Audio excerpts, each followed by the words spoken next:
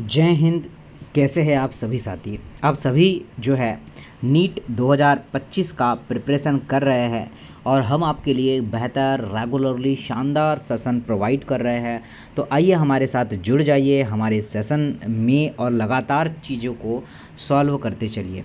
तो आइए साथियों सेशन स्टार्ट करते हैं। आपको हिंदी प्लस में इंग्लिश दो बोथ लैंग्वेजेस में चीज़ें हम लोग प्रोवाइड करेंगे और लगातार हम आप चीज़ों को प्रोवाइड कर ही रहे हैं। तो चलिएगा आज का पहला क्वेश्चन स्टार्ट करते हैं। देखिए क्या बोला गया है। निम्नलिखित में से विषम बीजाणु टेरिडोफाइट्स के युग्मक को पहचानना है। यहाँ से साइलोटम साल्विनिया, इक्विशीटम साल्विनिया, साइकोपोडियम और सेलेजिनेला। डी दिया है सेलेजिनेला और साल्विनिया। तो यहाँ पर जो है आपसे क्वेश्चन में पूछा गया है कि विषम बीजाणु टेरिडोफाइट्स कौन सा है। तो आपको नोट करना है कि Selaginella and Salvia is the right answer. तो ऑप्शन नंबर डी आपका बिल्कुल सही आंसर हो जाएगा। लास्ट में मुझे कमेंट्स करना है कि आपने कितना क्वेश्चन अटेम्प्ट किया है और कितना मार्क्स आपने गिवन दिया है। Okay, next question. PS second में अभिक्रिया केंद्र का अवशोषण शीर्ष कितने पर होता है? 600, 660 एम पर, 780, 680, 700। आपका जो करेक्ट आंसर निकल के आएगा, क्या पूछा है, अवशोषण शीर्ष कितना होता है? तो 680। ओके, आपका right answer option number C बिल्कुल सही आंसर आपने चूज़ किया है। नेक्स्ट पर आता हूँ। कथन निष्कर्ष में आपको बताना है कि यहाँ से कौन सा कथन जो है सही हो जाएगा। ओके, सभी लोग सॉल्व करके बताते हैं। चलिए पढ़ते हैं क्या क्या दिया है। अपरदाही कणों को खंडित करते हैं। क्या सही होगा क्या? जी हाँ, ये तो सही है। कुछ सूक्ष्म जीवाणुओं द्वारा ह्यूमस और अधिक अपघटित होता है जिसे खनिजीकरण कहा जाता है। ये भी सही है।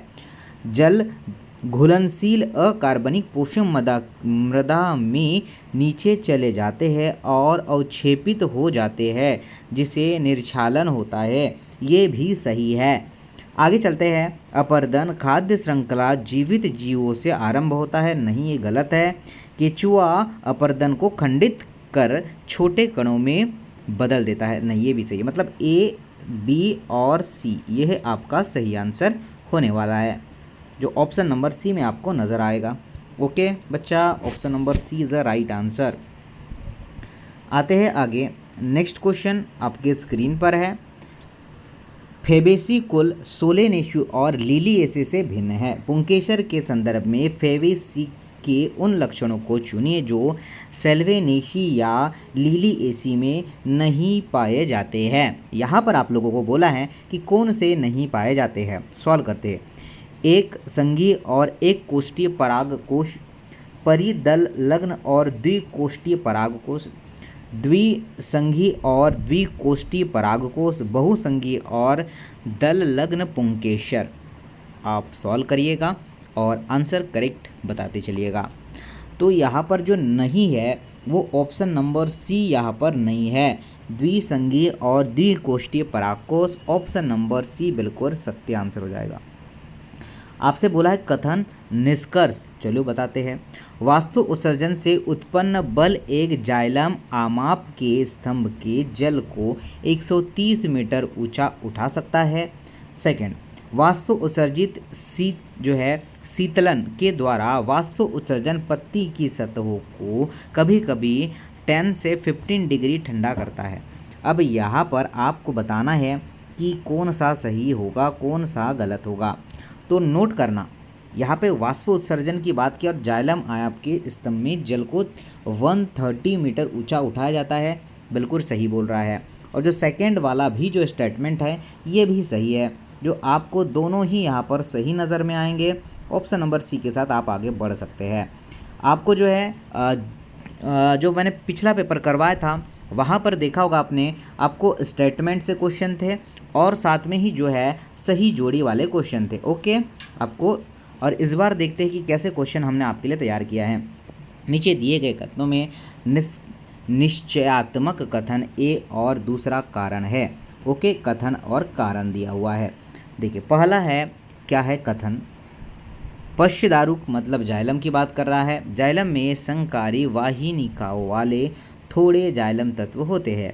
सर्दियों में कैम्बियम कम सक्रियशील होता है। उपरोक्त कथनों के विषय में नीचे दिए कथनों पर आपको विचार करना है और हमें सही आंसर जो है आपको बताना है। तो ध्यान रखना यहाँ पर दोनों सत्य है।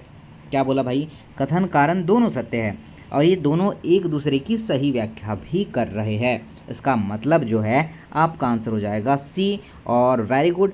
और आप मुझे कमेंट बॉक्स में अपने आंसर भी गिवन दे सकते हैं कि आप क्या आंसर कर सकते हैं।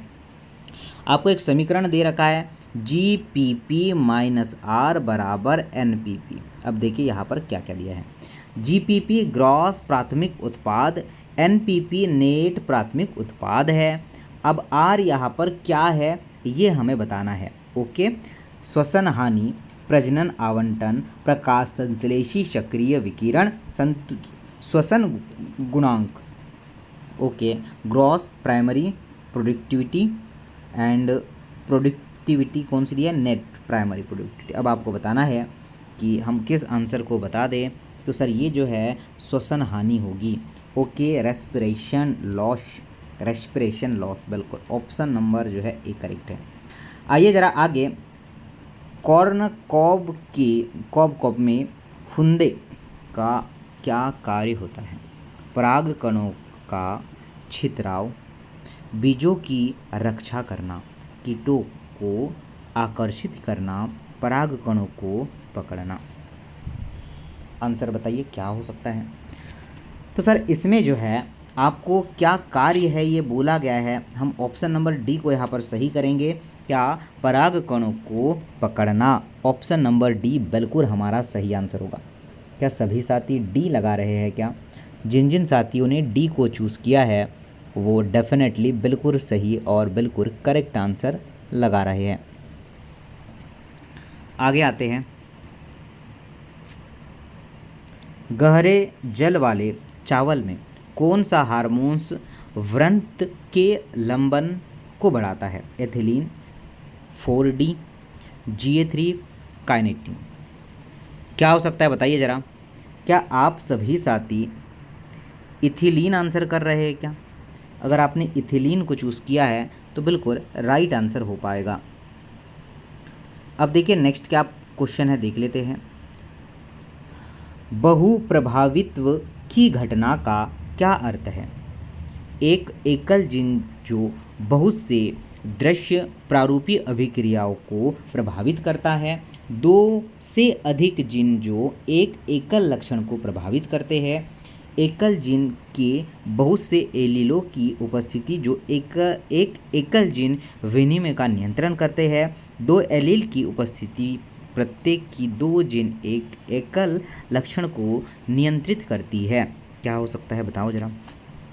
तो इस जो है बहु प्रभावित्व की घटना जो होगी वो होगी एक एकल जिन को बहुत से दृश्य प्रारूपी अभिव्यक्तियों को प्रभावित करती है। डेफिनेटली ए आंसर आपका बिल्कुल सही हो जाएगा। नेक्स्ट की बात करता हूँ, यूकैरियोट में अनुलेखन की प्रक्रिया में RNA पॉलीमरेज 3 की क्या भूमिका होती है। अब आप मुझे यहाँ पर चूज़ करके सही आंसर बताइएगा। तो ध्यान रखना इसकी जो पॉलीमरेज 3 की भूमिका जो होगी tRNA, srRNA और snRNA का अनुलेखन इसका निश्चित ही सही आंसर हो जाएगा। आइए ज़रा नेक्स्ट क्वेश्चन की बात करता हूँ। व्यक्त अनुक्रम घुंडी क्या है। वे सभी जिन जो या तो अभिव्यक्त होते हैं या अभिव्यक्त नहीं होते। कुछ महत्वपूर्ण अभिव्यक्त जिन, वे सभी जिन जो RNA के रूप में अभिव्यक्त होते हैं। वे सभी जिन जो प्रोटीन के रूप में अभिव्यक्त होते हैं। आप सही आंसर करिएगा। क्या आप सी के साथ जाएंगे क्या कि वे सभी जिन जो RNA के रूप में अभिव्यक्त होते हैं। आपका राइट आंसर हो जाएगा सर सी। आइए आगे, DNA अनुलेखन पदार्थ है, इसका विश्वसनीय प्रमाण का प्रस्ताव किसने दिया था। एवेरी, मैक्लीओड और मैककॉर्थी, विलियम्स और Franklin, Frederick Griffith, Alfred Hershey और मर्थचेज, बताइए। तो साथियों नोट करिएगा, विश्वसनीय प्रमाण का प्रस्ताव जो है अल्फ्रेड हर्शेल और मर्थचेज, ऑप्शन नंबर डी आपका सही आंसर है। ओके। एविल क्वार्टेट में से किसे जाति विलोपन का सबसे महत्वपूर्ण कारण माना जाता है? विदेशी जातियों का अनुक्रमण, सह विलुप्तता, आवासीय क्षति और विखंडन, आर्थिक लाभ के लिए अतिदोहन। करिए नोट, क्या आंसर होगा? तो आपका राइट आंसर होगा ऑप्शन नंबर सी, आवासीय क्षति और विखंडन, option number C is right answer. वायुमंडल में वायु के एक स्तंभ में ओजोन की मोटाई को किस में नापा जाता है? डेकामीटर में, किलो बेस में, डाप्सन यूनिट में या डेसिबल में? करेक्ट बताइए क्या हो सकता है? तो साथियों आपका जो करेक्ट आंसर निकलेगा वो होगा डाप्सन यूनिट में। क्या आंसर होगा? Dobson unit. काफ़ी बच्चों ने बिल्कुल दिया होगा राइट आंसर। निम्नलिखित में से अर्धसूत्री विभाजन की कौन सी प्रावस्था में गुणसूत्र जो है बिंदु का विभाजन शामिल है? पश्चावस्था सेकेंड, अंतरावस्था, मध्यावस्था और मध्यावस्था सेकेंड। नोट करिएगा, और जो भी साथी देख रहा है हमारे सेशन को शेयर करिएगा ताकि सारे बच्चे इसका लाभ उठा पाए। क्या आप लोग पश्चावस्था सेकेंड आंसर कर पाएंगे? पश्चावस्था सेकेंड बिल्कुल हमारा सही आंसर है। किस पादप हार्मोन्स को तरुण शंकुधारी पादपों पर छिड़कने से इनमें परिपक्वता शीघ्र आ जाती है, जिस कारण वे जल्दी बीज उत्पन्न करते हैं? जिएटिन, एब्सिसिक अम्ल, इंडोल 3, ब्यूटारिक अम्ल, जिब्रेलिक अम्ल? क्या होगा? तो साथियों जल्दी से जो है बीज उत्पन्न हो जाते हैं जिब्रालिक अम्ल के द्वारा। ऑप्शन नंबर डी बिल्कुल सही आंसर होगा। निश्चित बहुत शानदार क्वेश्चन है साथियों, और आप साथियों निश्चित ही ऐसे क्वेश्चन पढ़कर एक अच्छा सा स्कोर गेन कर पाएंगे। अर्धसूत्री विभाजन में पूर्वावस्था फर्स्ट की किस प्रावस्था में पुनर्योजन ग्रंथिका दिखाई देने लगती है?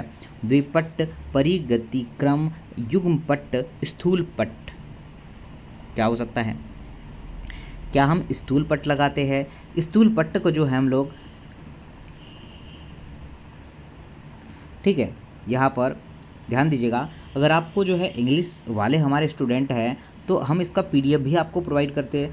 ओके, तो पीडीएफ आपको समाधान स्टडी, इसे यहाँ डिस्क्रिप्शन में लिंक दिया है मैंने, आप उसको ज्वाइन कर हिंदी और इंग्लिश की जो समस्या है उसे दूर करिए। अब स्टेटमेंट दे रखे हैं दो, पढ़ते हैं। मध्य दारू जाइलम और बाह्य दारू शब्द का उपयोग पादपों में द्वितीयक जाइलम की स्थिति का वर्णन करने के लिए किया जाता है। बाह्य आदिदारुक दशा सामान्यतः मूल तंत्र का लक्षण है। अब आपको यहाँ पर बताना है कि कौन सा सही है, तो नोट करना भाई साहब। ए तो स्टेटमेंट रॉन्ग है सर, वह बी स्टेटमेंट तो सही है, मतलब हमारा राइट आंसर होगा B. Okay, next question. Ethidium bromide द्वारा रंजित डीएनए को यूवी विकिरण में अनावृत करने पर जो है कैसा दिखाई देगा? चमकीला पीला रंग, चमकीला नारंगी रंग, चमकीला लाल रंग, चमकीला नीला रंग? क्या हो सकता है बताइए? ओके, तो सर हम लगाते हैं कि चमकीला नीला रंग। बी वाले साथी बिल्कुल करेक्ट है। नेक्स्ट है कि एक ही गुणसूत्र पर जिन युग्मों के बीच पुनर्योजन की आवृत्ति को जिनों के बीच की दूरी के रूप में मापकर गुणसूत्र पर उसकी स्थिति का मापन का उपयोग सबसे पहले किसने किया था? अब 4 ऑप्शंस दे रखे हैं। अब यहाँ पर आपको बताना है, एक क्वेश्चन साथियों आपके लिए दे ही देता हूँ, होमवर्क। ओके, तो देखिएगा आपका एग्ज़ाम आ चुका है, ज़्यादा दिन नहीं बचे हैं। आप मेहनत करिए साथियों, मेहनत इस बार ऐसी करिए कि हमको एक MBBS की डिग्री मिलना ही चाहिए, ठीक है, तो चलिए मिलता हूँ नेक्स्ट सेशन में। Thank you very much. Share करिए, सब्सक्राइब करिए और लाइक करिए। जय हिंद।